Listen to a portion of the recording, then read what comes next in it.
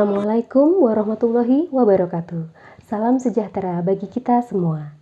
Bertemu lagi dengan saya, Siti Nurintan Agustina.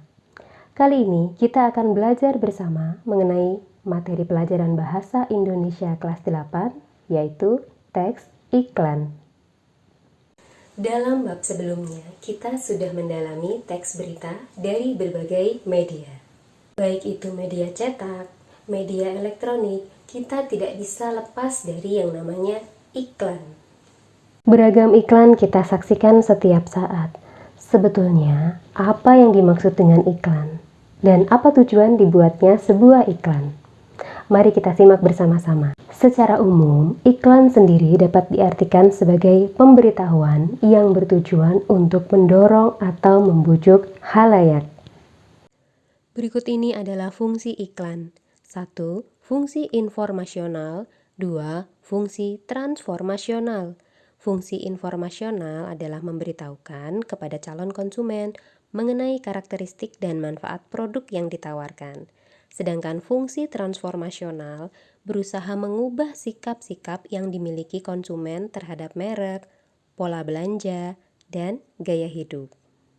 Sebagai anggota masyarakat yang turut melihat iklan tersebut, kalian bisa saja terbujuk untuk membeli atau menggunakan jasa dalam iklan tersebut. Kegunaan iklan ada berbagai macam. Bagi perusahaan bisnis komersial, iklan bisa dipergunakan untuk menjual barang dan jasa. Bagi dunia perkantoran, bisa untuk mendapat karyawan baru.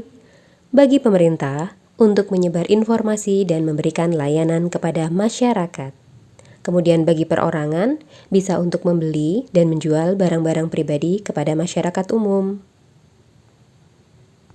Dari sekian banyak fungsi iklan yang sudah Ibu sebutkan tadi, iklan memiliki kesamaan, yakni sebagai satu kebutuhan untuk mengomunikasikan pesan, baik yang bersifat komersial, sosial, ataupun pribadi.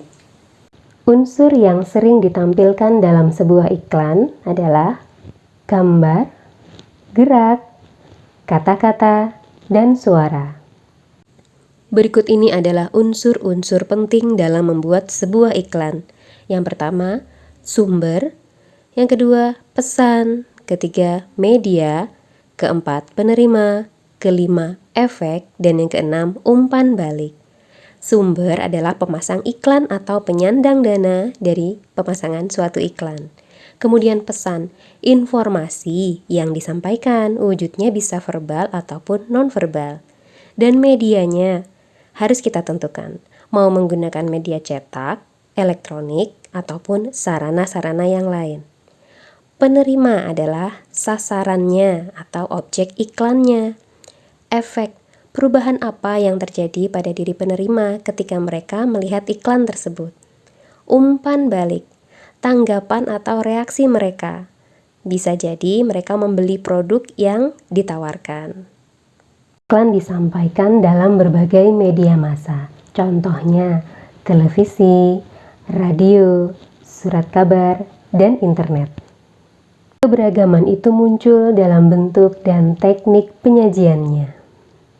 Oleh karena itu, terdapat istilah, slogan, dan poster.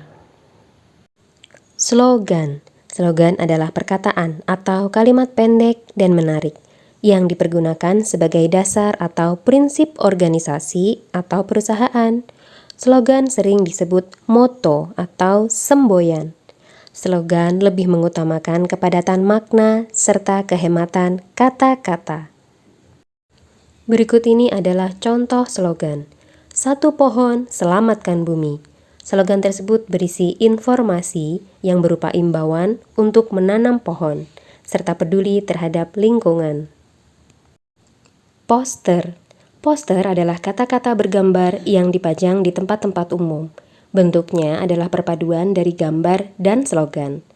Poster dilengkapi dengan gambar yang menarik, dicetak di kertas besar dan ditempelkan di tempat umum. Berikut ini adalah contoh poster. Hemat air, tutup keran jika sudah tak terpakai. Poster yang kedua, jangan turunkan masker ke dagu. Keduanya, selain menggunakan kata-kata yang menarik, juga menggunakan gambar yang cukup besar. Dapat kita simpulkan bersama-sama, iklan lebih bersifat komersil, slogan bersifat moto, ideologi organisasi, perusahaan, dan sejenisnya, sedangkan poster lebih terfokus pada gambar. Agar lebih mudah, kalian bisa menyimak tabel yang sudah Ibu siapkan di slide berikut ini. Materi iklan pada pertemuan kali ini, kita akan melanjutkan kembali pelajaran bahasa Indonesia di pertemuan berikutnya. Wassalamualaikum warahmatullahi wabarakatuh.